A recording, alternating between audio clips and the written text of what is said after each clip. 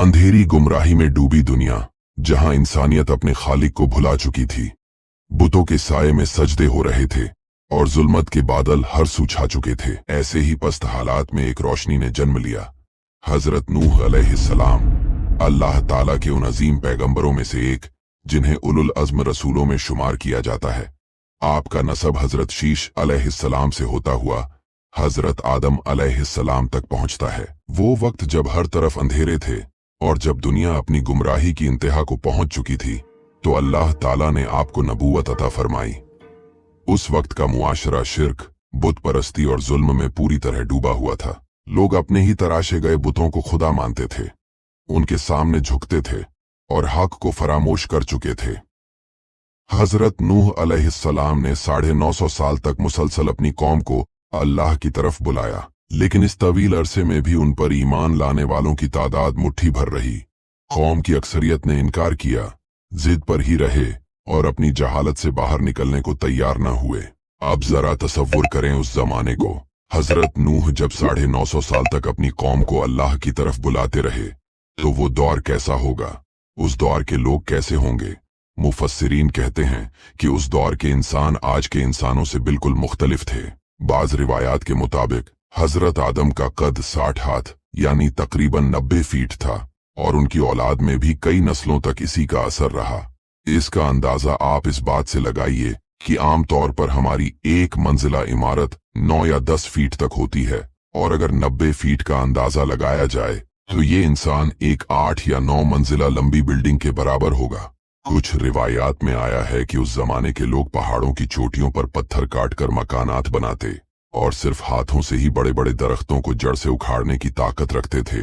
जरा तसव्वुर कीजिए, अगर ऐसे किसी देवकामत इंसान को आज के दौर में कोई देख ले तो उसकी क्या हालत होगी।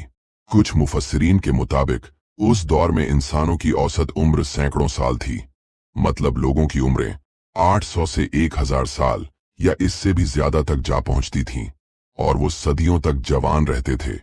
कितनी हैरानी की बात है कि उस दौर का आम इंसान अपनी आने वाली कितनी नस्लों को देख सकता था। मतलब एक ही इंसान अपनी आने वाली 8 से 10 नस्लों को देख सकता था।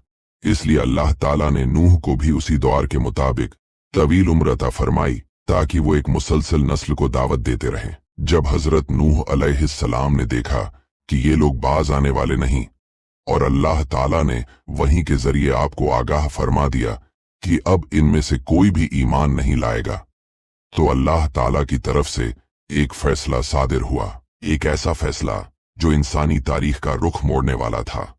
अल्लाह ने हुक्म दिया कि हमारी निगरानी में एक कश्ती तैयार करो। ये कोई आम कश्ती नहीं थी, बल्कि अल्लाह के हुक्म, इल्म और वही की रोशनी में बनाया गया एक अजीम व शान जहाज था। ये दरहकीकत इंसानी तारीख के अव्वलीन इंजीनियरिंग के शाहकारों में से एक थी। मुफस्सिरीन और रिवायात के मुताबिक इस कश्ती की तैयारी में तकरीबन 40 से 100 साल तक का वक्त लगा। इसका ढांचा निहायत मजबूत था, जो 3 मंजिलों पर मुश्तमिल था। निचली मंजिल जानवरों के लिए, दरमियानी सामान के लिए और ऊपर वाली मंजिल इंसानों के लिए मुख्तस थी।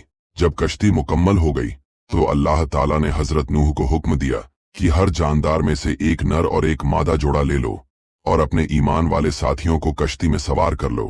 अल्लाह ताला के हुक्म के मुताबिक हजरत नूह ने कश्ती में हर जानदार का एक एक जोड़ा सवार किया और ईमान लाने वाले लोगों की एक मुख्तसर जमात को भी साथ लिया, जिनकी तादाद बाज रिवायात में 70 ता 80 इंसान बताई गई है। फिर वो वक्त आया जिसका वादा था।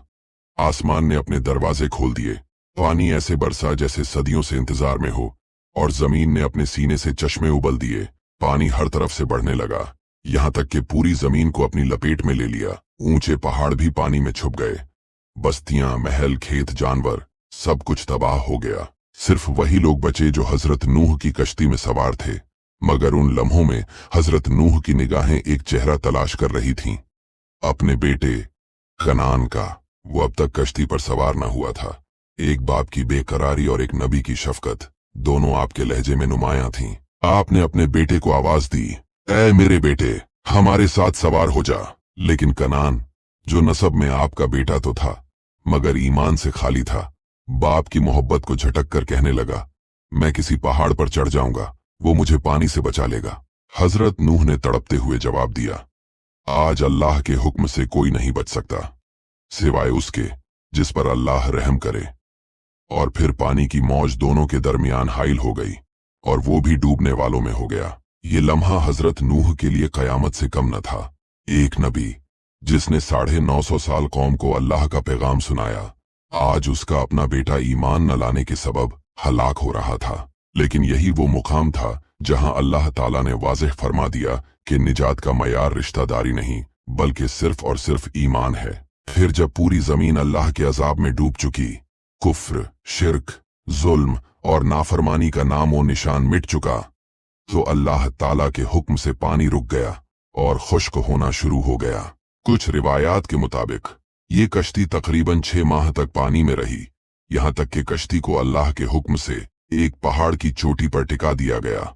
ये कश्ती आज भी दुनिया भर के माहिरीन के लिए तहकीक का मौजू बनी हुई है। 1950 में टर्की के इलाके डोगुबेयाजिट के करीब जोडी नाम के पहाड़ के मुकाम पर एक कश्ती नुमा ढांचा दरियाफ्त हुआ, जिसकी साख्त, जिसामत और मुकाम नूह अलैहिस्सलाम की कश्ती से गैर मामूली